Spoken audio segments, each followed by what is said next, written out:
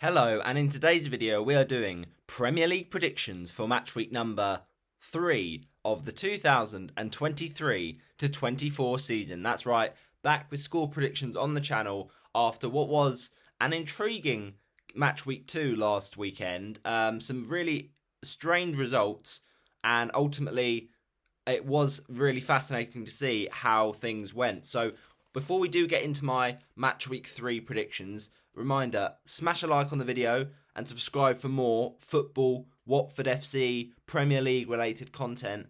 And don't forget, in the comment section below, drop your score predictions with the first game kicking off tonight at 8 o'clock. It is, of course, Chelsea against Luton Town. So do get your score predictions in ASAP. And if you know someone that likes predicting Premier League matches, then share it with them and let them know to get their score predictions in the comments. And we will go through some of your comments from last video. So yeah, if you do want to get a little shout out and get your scores read out in future videos, then do feel free to put those in. So mate, we're going to look at match week number 2 first and how we got on there. And that will include, of course, how you guys got on in the match week 2 predictions comments. So how did I get on? Firstly, match week 2 was a bit of a weird one. It of course started on that Friday night fixture, Nottingham Forest against Sheffield United, with a 2-1 Nottingham Forest win. Of course, Taiwo Awoniyi carries on his unbelievable scoring run. Well, that's something like 6 or 7 or 8 games in a row now he's scored, stretching back to the end of last season. I mean, he just seems to be at the top of his game, even if Nottingham Forest have a tricky fixture. And that certainly was not that for Forest. You know, Sheffield United did look defensively pretty suspect, and they were, all over the place at the back in the build-up to that Awoniyi goal. And yeah, it was a great cross in from Serge Aurier, really rolling back the ears at Tottenham, and then a great header past the unfortunate Matt Turner. But then the second of the game was an equaliser for Sheffield United. I say Matt Turner, I mean to say Wes Foderingham. Sorry, that's of course the Sheffield United keeper. But Sheffield United, to be fair to them, did get back into it. And what a goal from the new signing from Coventry City, Gustavo Hamer. Oh my days. This guy is built for different things. He is just quality. And Hamer with a fantastic strike. Just one touch and then a second touch right into that top right corner. No chance for Turner, that one. So yeah, that really did, put Sheffield United back into it in a game that really Forest did dominate.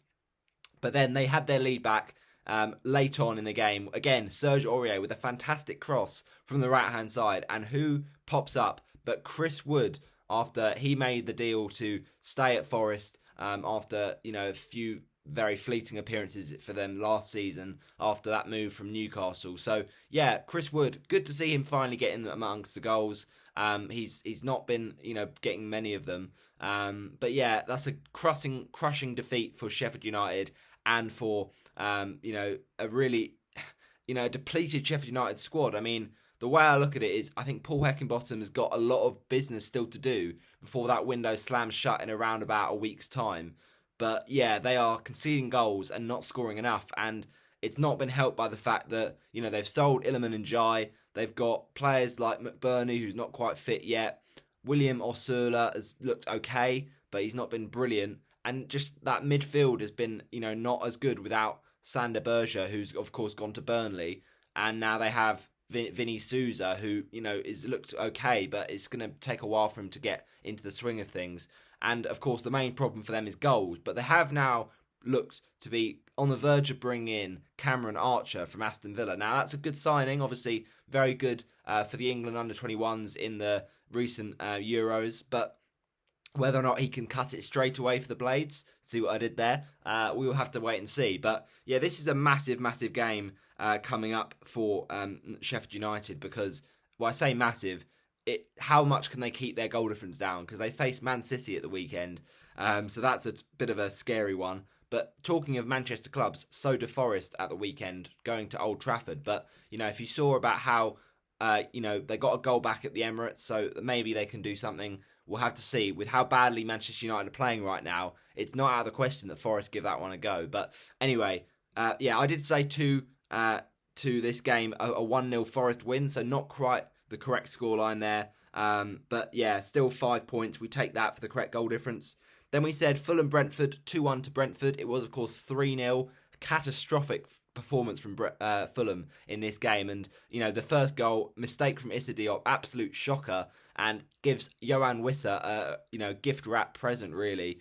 He's been in great form, the striker for Brentford, Yohan Wissa, but really was just terrible defending from Fulham. And then the second goal, look, it's very debatable whether that's, a red card. I don't think it's as harsh as that to be a second yellow and a red card for Tim Ream, but it probably might just about be a penalty. But that's 2 penalties in 2 now for Brentford's, talisman after the banning of Ivan Toney. It's really been a big responsibility, but ultimately Brian Mbumo has to kind of step up and take that mantle, and he's done that with 2 goals and 2, so fair play to him. But it was a great penalty, just slotted it in off the post, no chance for Leno.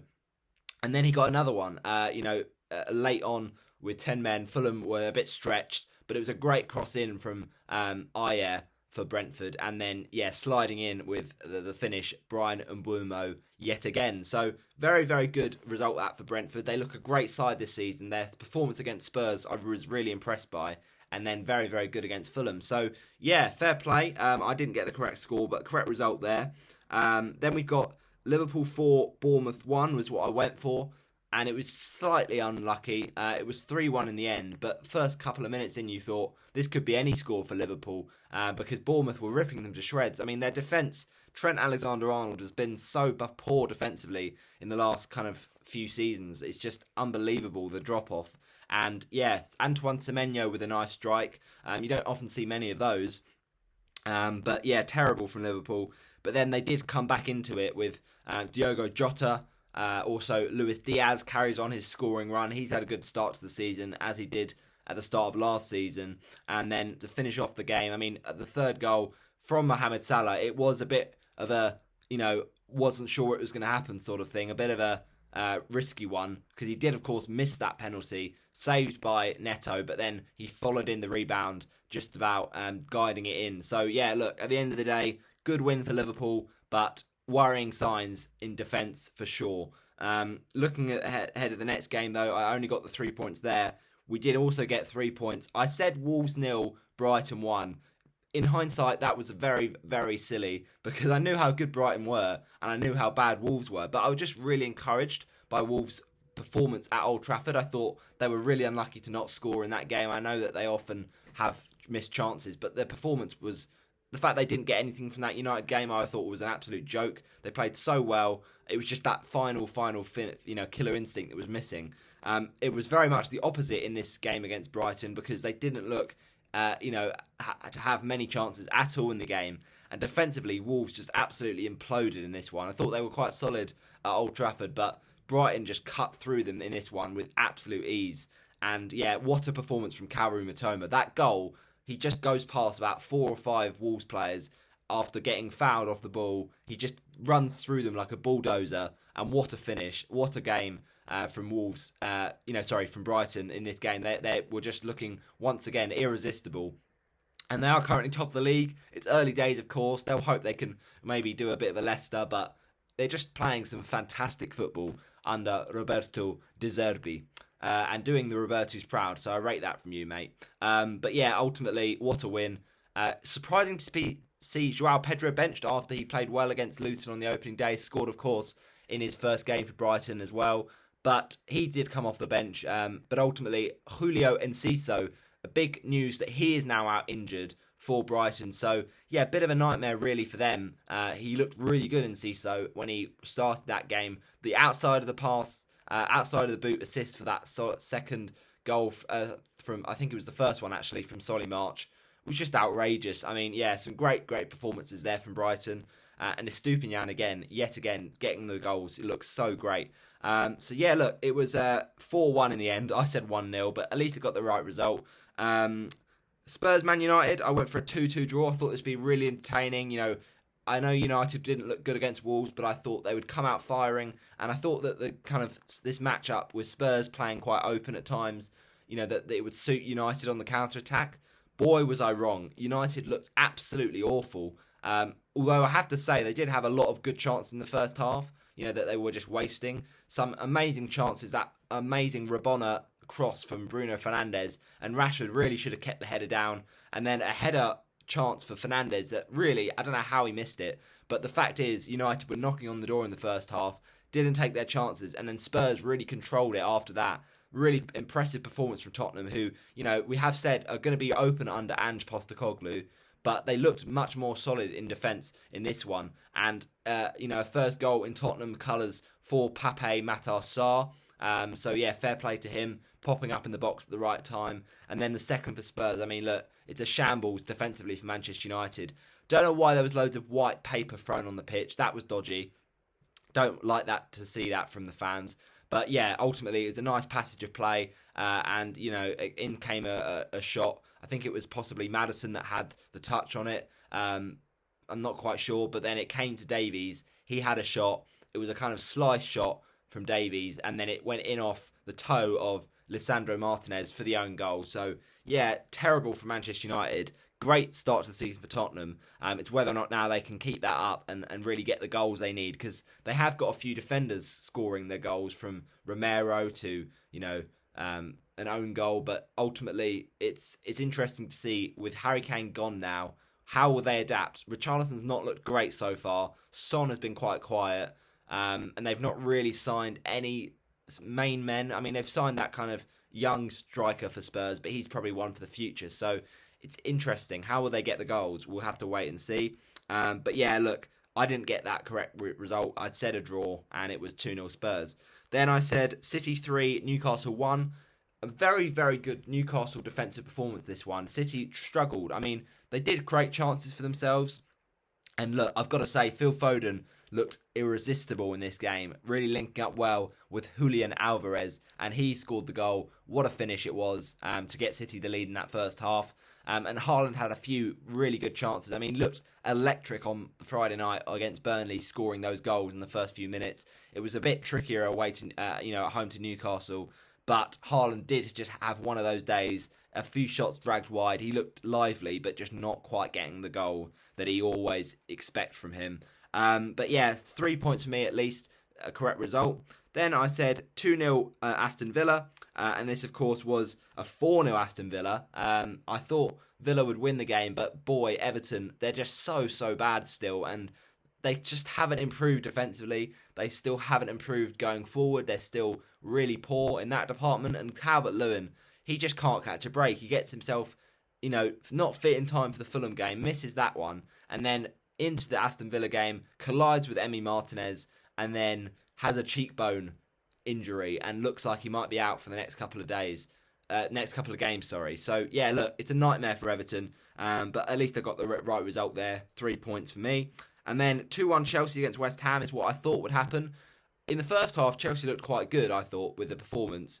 But then West Ham, out of nowhere, get that goal from Naeth Aguirre. And what an amazing start to life at West Ham for James Ward-Prowse. That delivery on a sixpence for the Moroccan international. And he made a second assist of the day with that goal for Michail Antonio. And it was just an unbelievable performance, really, from West Ham. They really came out in the second half and put Chelsea to the sword after that goal from Chukwuemeka in the first half. It's sad to see him go off, because Carney Chukwuemeka, can imagine that was a dream moment for him to get his first goal after, a kind of okay performance against Liverpool. Chelsea, they did play well, and they should have really won the game with some missed chances, but they weren't good in that second half. In ultimately the final goal from Lucas Paqueta with the penalty. I mean, he's been linked with a move to Man City. He's also been in trouble with betting situations. So yeah, what's going on with that, we don't quite know, but ultimately, great win for West Ham, and they looked much better in this one. So yeah, no points for me there. I did not see that Chelsea defeat coming. And then finally, 2-0 Arsenal is what I went for. It was, of course, 1-0. A tricky game that for Arsenal. Palace kept defensively really solid and tight, and ultimately they did have a penalty shout. Eze went down. Maybe it was a bit soft, but Arsenal didn't look great, I'll be honest. And Martinelli was a bit quiet. Saka, of course, usually on penalties, but Ødegaard took him this time and slotted it away. But, they had a few problems defensively, Arsenal at times, especially with Tomiyasu. A silly red card. I think ultimately they were both soft, but ultimately he shouldn't have dragged back Ayew, even if it was very little contact. So yeah, ultimately a bit of a nightmare for them. Timber out now, and also Tomiyasu suspended, so we'll have to see how they do in the game against Fulham this weekend. But ultimately, yeah, it was a good win for Arsenal, important win, and 3 points for my predictions. Don't mind that. So ending the week on 23 points, not bad from me. But we go into match week number 3, hoping to get another good tally. I mean, look, so far so good for me in the predictions. 29 in game week 1 and 23 in game week 2. But how will match week 3 go? We will find out. Let's quickly read out some of your predictions from last week. You said Ballum 1-0 Forest. Sheffield United going down, you reckon? Well, 1-0 was close. It was 2-1. 0-0 Fulham Brentford is what you went for. Nope, that was not true. And I don't think actually there's been any 0-0s so far this season. I might be wrong there, but hopefully that run carries on. I've probably now jinxed it. It will be this weekend.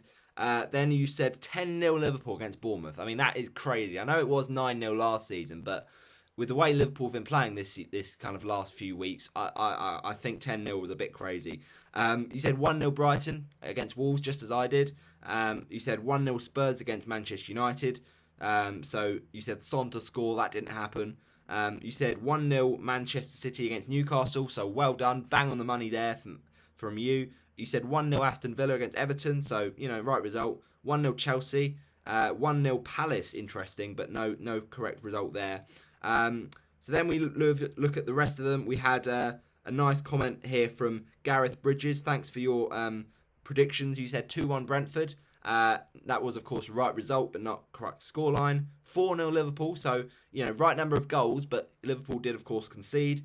2-1 Brighton, correct result. Spurs 2, United 2, just as I predicted. But no, Spurs with the 2-0 victory there. You also said, as I predicted, 3-1 City. So, no, just the correct result there. And then 2-0 Villa and 2-0 to Arsenal. So, yeah, the same predictions as me there, but ultimately just the correct results. And you said 2-1 Chelsea against West Ham. Wrong there. Then we have, of course, next one. So, yeah, appreciate that, Gareth. FPL Shark. Forest 1-0 Sheffield United was what Douglas went for, the Dugout Football Channel. Correct result there. 2-1 Brentford, correct result. Bang on the money with his own team, Liverpool. Well done. You know your team well. You said 3-1 Liverpool. You said 2-0 Brighton, which of course was the right result. 2-1 Spurs, right result. 3-1 City, correct result. You said 3-0 Aston Villa against Everton. Looked that way for a long time after, goals from Bailey and a penalty from Douglas Luiz and a nice goal for John McGinn to start his season. But then, off the bench, after Watkins was subbed off, John Duran with his first goal. Yes, they'll be saying Duran before long, the Villa striker. He did well there, to be fair to him. After coming off the bench, it was a few seconds, really. But yeah, 4-0 instead, not 3-0. You said it was Chelsea 1-0. That didn't happen. And you said 2-1 Palace. That didn't happen. And then we had Ethan. Thank you, Ethan, for your predictions. He went for 1-1 Fulham Brentford. Interesting, that one. 3-0 Liverpool. Okay, again, correct result there. 1-1 Wolves Brighton, incorrect result. 2-1 United. He's a United fan, so that's fair enough. But no, it was 2-0 Spurs. 2-0 City. It was 1-0, so close. 3-0 Villa, again, close, but right result. 2-2 West Ham Chelsea. That's an interesting one. Not many went for against Chelsea, so yeah, fair play, but not quite result there. And then 2-0 Arsenal, correct result, not the correct scoreline. And then finally we had Colm. He went for a 2-1 Forest against Sheffield United. Bang on the money. Well done, Colm. Then it's 2-1 Brentford. Bang on the money. Sorry, no, it wasn't. It was the right number of goals, but it finished 3-0. 4-1 Liverpool, and then that was a correct result, but not scoreline. 2-1 Brighton, correct result. Spurs United, as I did, 2-2. No, that wasn't right. 3-2 City against Newcastle, so correct goal difference there, but the correct result as well, so 5 points for you. 2-0 to Villa against Everton. West Ham 1, Chelsea 1, so again, incorrect result there, I'm afraid. And then 2-1 Arsenal against Palace. Correct goal difference for you, my friend. So, yeah, some nice predictions there. Let's get into match week number 3. So, match week number 3 is as follows. We've got Chelsea against Luton to kick off on the Friday Night Football, Sky Sports at Stamford Bridge. And to me, this is going to be intriguing because Luton Town obviously got battered on the opening day at Brighton with 4-1.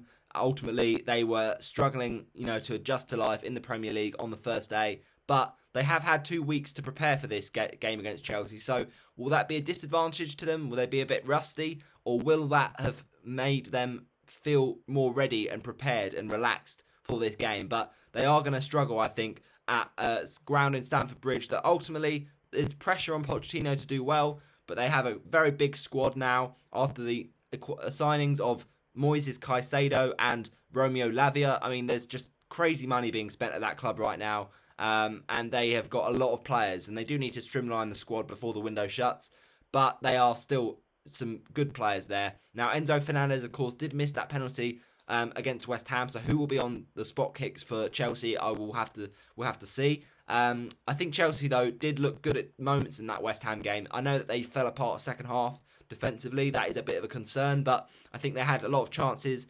Chilwell looked so good in that game against Liverpool, and yet again against West Ham was taking up attacking positions. So he'll try and get that attack going. With Jackson, it's still yet to get his first goal. Nicholas Jackson, he'll hope to get his shooting boots on for this one. But I feel Chelsea will just be far too strong for Luton.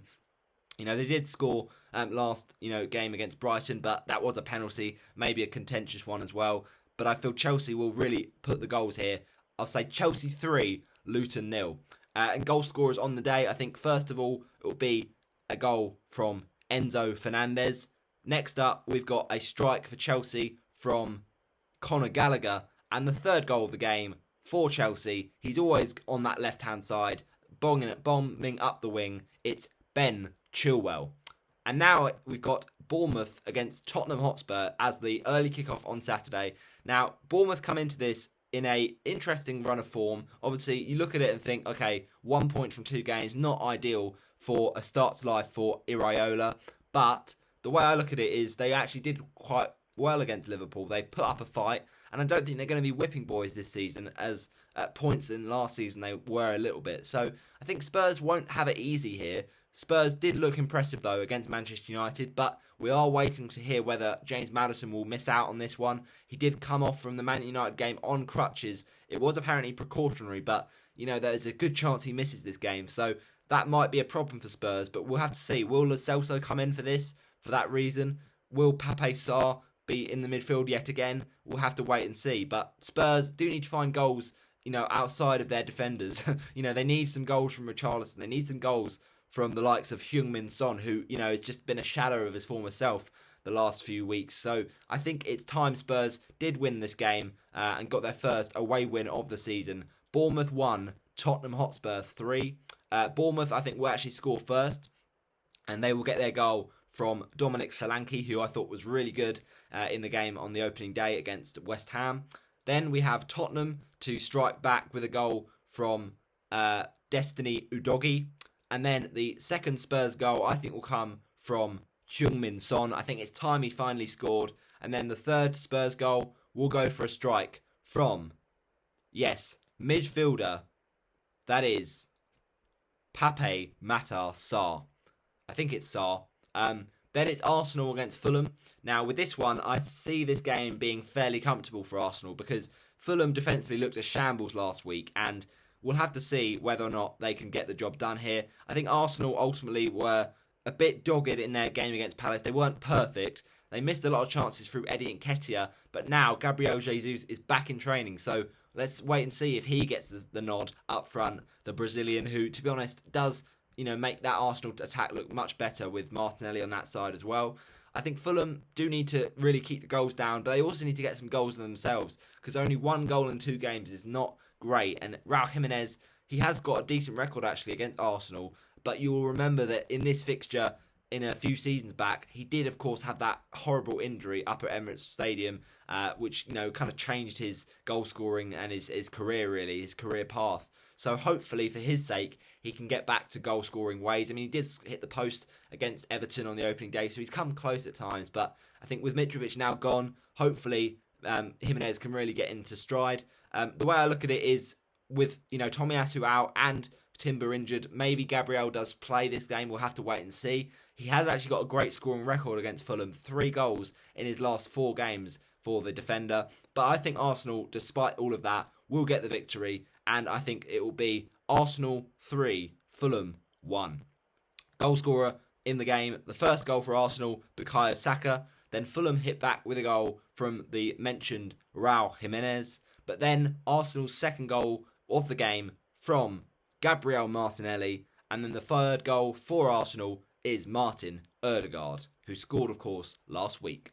Next up, it's Brentford against Crystal Palace. Now, Brentford looked brilliant under Thomas Frank this season. They'll be hoping to go one better than last season, which was a fantastic season as well. But with no Ivan Toney, they don't seem to be looking to be struggling to score goals. Crystal Palace defensively were quite good, and when Hodgson came in at the end of last season, he was focused on their scoring goals, but now he's making them solid defensively. But I still feel Brentford are good enough to get past this Palace defence, especially at home. They will be fancying a few goals here. So I think Brentford will win this one by 2-0, and both goals I think will come from Brian Mbeumo.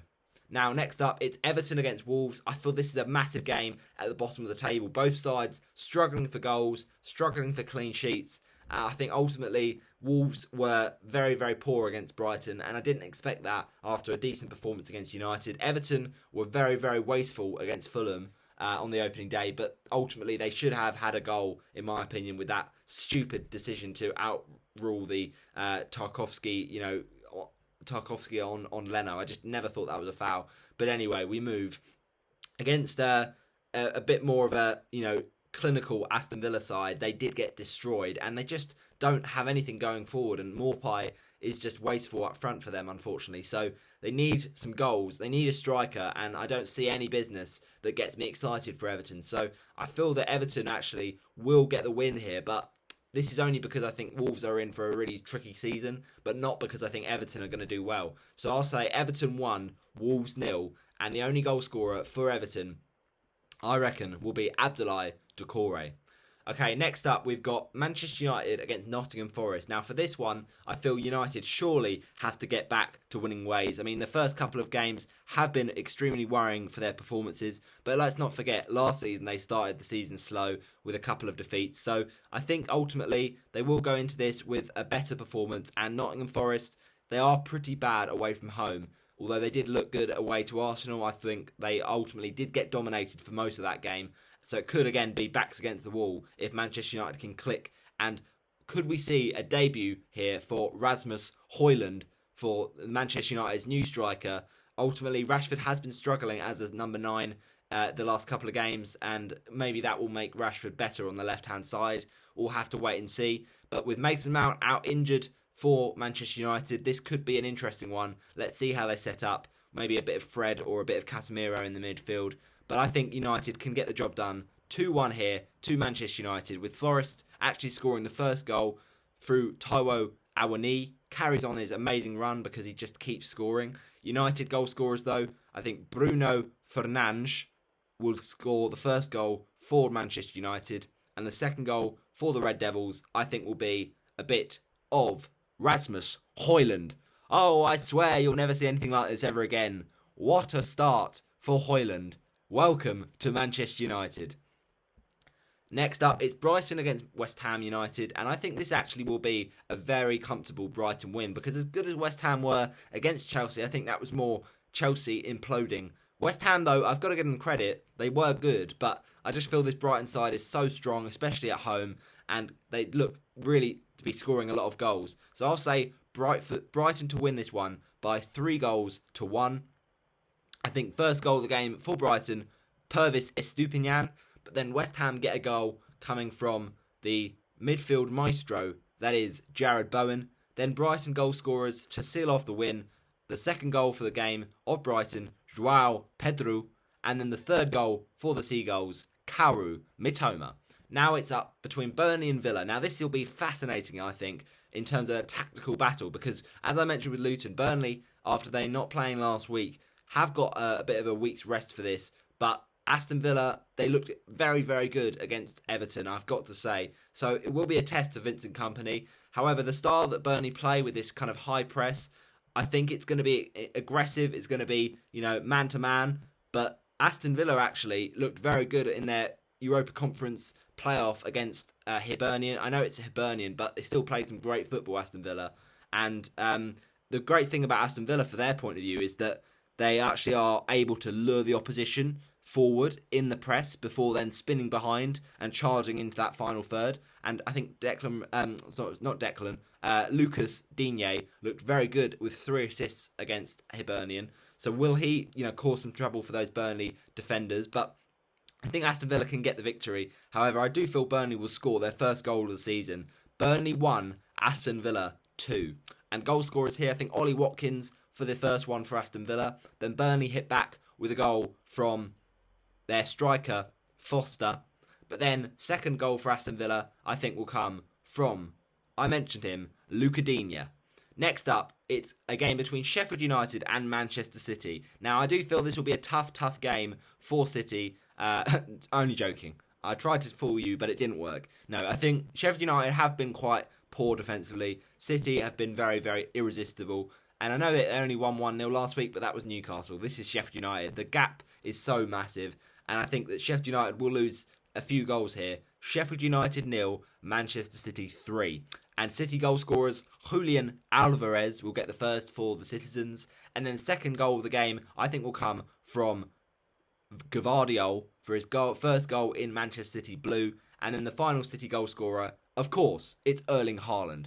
Next up, it's Newcastle against Liverpool to round off match week number 3. And with this one, I think this could be a high-scoring, entertaining game because, look, it's a possible debut here for Wataru Endo, who come in as their number 6 after they couldn't get in Caicedo or Lavia.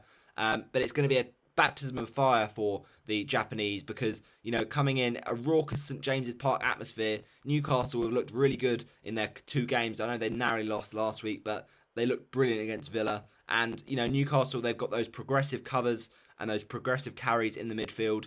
So it will be the likes of Dominic Szoboszlai, who looked brilliant against Bournemouth, against the likes of Tonali and Endo. So should be fascinating, that midfield battle. I think Newcastle, though, will put up a fight and get a point from this one. And I'll say Newcastle 2, Liverpool 2. I think first goal of the game for Newcastle, actually, will be Alexander Isak. But then Liverpool hit back with a goal from Diogo Jota. Then the second Liverpool goal scorer, Luis Diaz. And then Newcastle have the last laugh with a goal to equalise for them from, yes, Harvey Barnes. He's got an equaliser. So those are my predictions for match week number 3 of the 2023-24 season. Get yours in the comments below. I'll see you in the next one. Bye-bye.